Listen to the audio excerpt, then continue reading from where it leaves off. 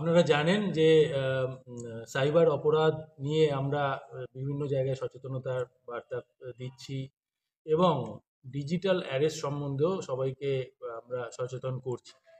তো গত 8ই জানুয়ারি একটি ডিজিটাল অ্যারেস্টের ঘটনা ঘটে বক্সিরহাট থানা এলাকার ভানুকুমারীর মদনমোহন পাড়াতে।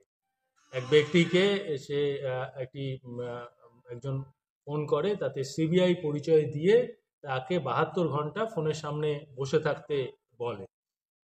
তো এবং তার থেকে টাকা চাওয়া হয়, যে তাকে বলা হয় একটি মানি লন্ডারিং কেসে তার ফোন নাম্বার নাকি ব্যবহার হয়েছে এবং তার এটা অপরাধমূলক কাজের সাথে তিনি জড়িত আছেন। এই করবার পর তিনি 2,05,000 টাকা দিতে বাধ্য হন। তার থেকে আরও টাকা চাওয়া হয়েছিল এবং 72 ঘন্টা তাকে ফোনের সামনে, মোবাইল ফোনের সামনে বসে থাকতে বাধ্য করা হয় সিবিআই পরিচয় দিয়ে। কিন্তু পরের দিন তিনি ভুল বুঝতে পারেন এবং আর টাকা না দিয়ে তিনি আমাদের পুলিশের দ্বারস্থ হন। আমাদের সাইবার ক্রাইম থানা তদন্তে নামে এবং আমরা তার যে ইয়েতে অ্যাকাউন্টে ট্রান্সফার হয়েছিল টাকা, সেই অ্যাকাউন্টের আমরা ডিটেলস বার করি এবং আনুষঙ্গিক আরও কিছু তথ্য আমরা বার করি।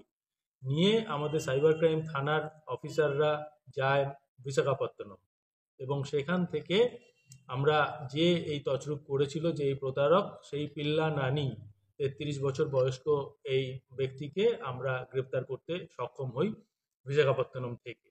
তাকে নিয়ে আসা হয়েছে, এনে গতকাল নিয়ে আসা হয়েছে 3 দিনের ট্রানজিট রিমান্ডে এবং আজকে তাকে আমরা কোর্টে তুলব রিমান্ডের প্রেয়ার দিয়ে। তার সাথে আরও যারা জড়িত আছে তাদেরও সন্ধানে আমাদের খোঁজ চলছে। স্যার, যাকে এরকম 72 ঘন্টা বসিয়ে রাখা হয়েছিল সেই ব্যক্তি সম্পর্কে যদি একটু বলেন। তিনি একজন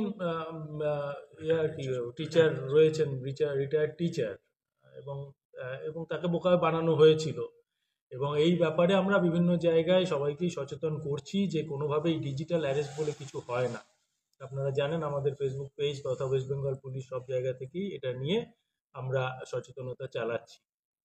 স্যার, এটা কি ওরা র্যান্ডমলি কোনো একটা নাম্বার চুজ করে নাকি, মানে কি মনে হয়, মানে কিভাবে এইগুলো তদন্তের ব্যাপার, এগুলো আমরা পরে আমরা সামনে আনবো। কিন্তু এটা দেখা গেছে তদন্ত করতে গিয়ে যে তার এই ব্যক্তিরই অ্যাকাউন্ট আরেকটি জায়গাতে, মহারাষ্ট্রের আরেকটি জায়গাতেও এরকম আর্থিক প্রতারণার সাথে যুক্ত রয়েছে।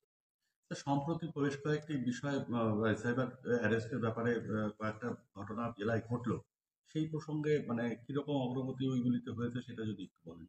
আমাদের প্রত্যেকটা সাইবার ক্রাইমের কেসের আমাদের ভালো করে দেখা হয় এবং আপনারা জানেন যে আমরা প্রতি মাসেই প্রচুর পরিমাণে টাকা মানুষকে ফেরত পাইয়ে দিই।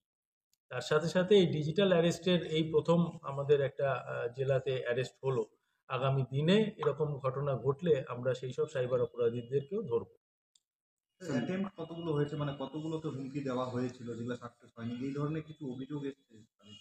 এরকম দুটো কেসই আমাদের এখানে হয়েছে, তার মধ্যে একটি কেস, দুটোই এই সাম্প্রতিক কালের, এবং একটি কেসে আমরা এই ডেভেলপমেন্ট করতে পারলাম, আরেকটি কেসে তদন্ত চলছে।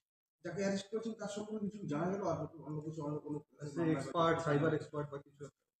ওটাই বললাম যে তার নাম্বার আমরা পেয়েছি যে মহারাষ্ট্রের আরেকটি আর্থিক প্রতারণার কেসেও সে জড়িত রয়েছে। বাকিটা আমরা তদন্ত করে।